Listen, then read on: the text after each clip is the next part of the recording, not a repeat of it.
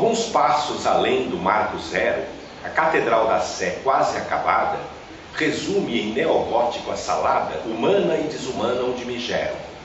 No leste nordestino já fui vero, bambino na rural Vila Invernada.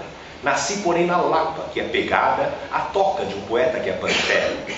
Elísios, Campos, Brás, Bexiga e Moca, Belém, Limão, Carrão, Parim, Moema, qual minha casa, cova, taba, toca. Não fosse o paulistano tão da gema, na rua Lava-Pés me desemboca a língua que ali lave, goze e gema. Esse soneto teria que ser desmembrado em várias partes para poder ser analisado de uma forma inteligível para os próprios falantes do português, imagine para um estrangeiro, né? Vou tentar explicar um pouquinho. Primeiro verso: alguns passos além do Marco Zero. O que é o Marco Zero? Quando eu falei de São Paulo como uma cidade caótica que se expandiu em todas as direções, ela se expandiu a partir de um centro geométrico.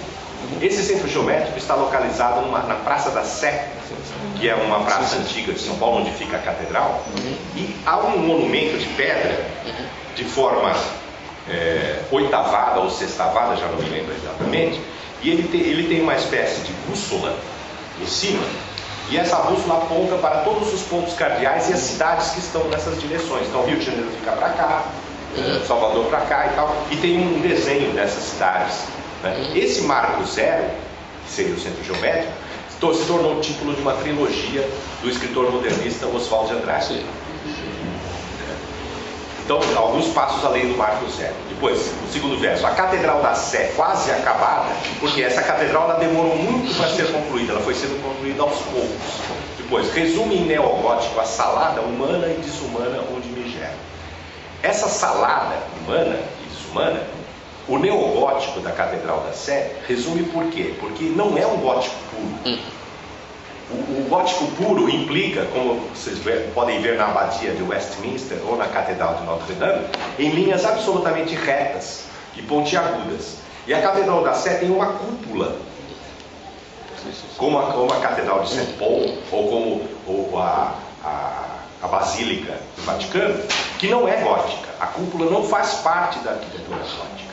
Então a mistura do gótico com a cúpula sintetiza o que é a arquitetura de São Paulo. São Paulo é uma espécie de antropofagia arquitetônica, é uma mistura de estilos. Isso pode ser observado ao longo dessa mesma avenida. Vocês veem no fundo desta casa, que é neogótico, aliás, neoclássico francês, não é? Vocês veem um prédio todo de vidro, não é? Que já é uma tendência totalmente diferente. E essa mistura, a Catedral da Sé, ela é uma espécie de síntese. Depois o segundo quarteto: no leste nordestino já fui vero, bambino da rural Vila Invernada. Vila Invernada é um bairro onde eu morei e onde fui vítima daquelas agressões, daquele bullying. E o leste nordestino, a zona leste de São Paulo é uma área muito extensa que está sendo habitada ainda hoje pela imigração nordestina.